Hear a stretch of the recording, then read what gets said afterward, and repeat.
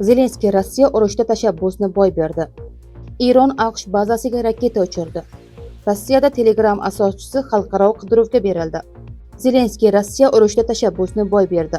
Urush maydonidagi vaziyat bo'yicha Ukraina prezidenti Vladimir Zelenskiy yangi bayonot bilan chiqdi. U Fox News telekanaliga bergan intervyusida Rossiya katta yo'qotishlarga qaramay urushni davom ettirayotganini, biroq uning fikricha jang maydonidagi tashabbus endi Moskva qo'lida emasligini aytdi. Zelenskiyning ta'kidlashicha, Ukrainada harbiy sanoat uchun zamonaviy texnologiyalar ishlab chiqarayotgan 500 ga yaqin kompaniya faoliyat yuritmoqda. Uning fikricha, aynan dronlar va yuqori texnologiyali qurollar Ukraina armiyasiga ustunlik berayotgan omillardan biri hisoblanadi. Shuningdek, u Rossiya har oy taxminan 30 ming nafar harbiy yo'qotayotganini da'vo qildi. Bu raqam Rossiya tomonidan tasdiqlanmagan. Ukraina prezidenti Rossiya prezidenti Vladimir Putin urushni to'xtatishni istamayotganini ham aytdi. Uning so'zlariga ko'ra, Kiyev o't ochishni to'xtatish va diplomatik muzokaralarni taklif qilmoqda, biroq Rossiya bunga rozi bo'lmayapti. Bu bayonotlar Zelenskiyning AQShga tashrifi vaqtida yangradi. U Vashingtonda AQSh prezidenti Donald Tramp bilan uchrashib, harbiy hamkorlik, patriot tizimlari va urushni diplomatik yo'l bilan yakunlash masalasini muhokama qilmoqda. Eron AQSh bazasiga raketa uchirdi. Yaqin Sharqda keskinlik yana kuchaydi. Eron 28-iyul kuni Iordaniyadagi AQSh harbiy bazasi tomon bir nechta ballistik raketalar uchirdi.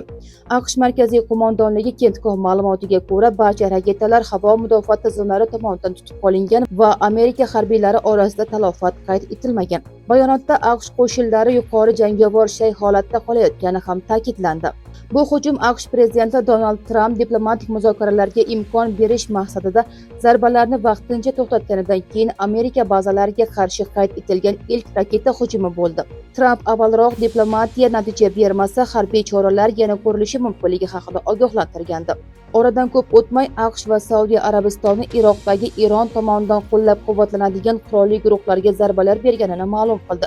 Tomonlar bu harakatni avvalgi dron hujumlariga javob sifatida izohladi. Eron esa o'ziga qo'yilgan ayblarni rad etmoqda. Rossiyada Telegram asoschisi xalqaro qidiruvga berildi.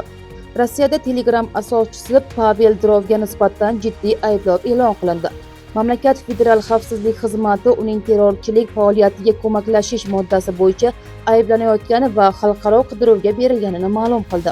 Federal xavfsizlik xizmati bayonotiga ko'ra, tergov Ukraina maxsus xizmatlari Telegramdagi Dayvinchik chatbotidan yosh rossiyaliklarni noqonuniy harakatlarga jalb qilish uchun foydalangan degan da'volar bilan bog'liq.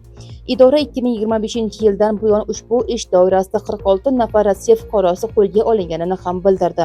Rossiya tomonining ta'kidlashicha, Telegram ma'muriyati ushbu chatbot va unga o'xshash kanallarni o'chirib tashlamagan. Shu asosda Pavel Durovga Rossiya Jinoyat kodeksining terrorchilik faoliyatiga ko'maklashishga oid moddasi bo'yicha ayblov qo'yilgan. Ushbu modda bo'yicha 8 yildan umrbod qamoq jazosi nazarda tutilgan. Ayni paytda Pavel Durov yoki Telegram kompaniyasi bu ayblovlar yuzasidan ommaviy munosabat bildirgani haqida ushbu xabarda ma'lumot keltirilmagan. Xalqaro texnologiyalar va siyosatdagi eng muhim yangiliklarni kuzatib borish uchun kanalimizga obuna bo'ling. Videoga like bosing va fikringizni izohlarda yozib qoldiring. Xayr, salomat bo'ling.